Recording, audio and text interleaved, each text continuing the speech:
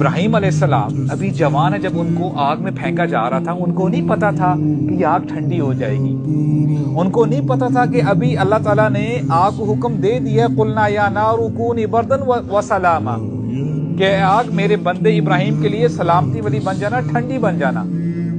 ابراہیم علیہ السلام کو یقین تھا کہ میرا رب میرے ساتھ ہے، حسبنا اللہ و نعم الوکیل۔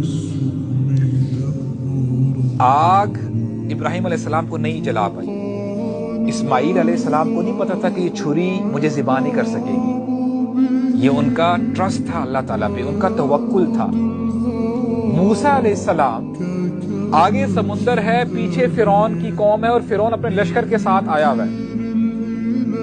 موسیٰ علیہ السلام کے ساتھ ہی کہہ اٹھے بنی اسرائیل، اے موسیٰ آپ نے تو ہمیں مروا دیا ہے، اس سے بہتر تو ہم شہر کے اندر ہی تھے، ایٹ لیسٹ ہم زندہ تو تھے، یہاں پہ تو یہ ہمیں مار دے گا۔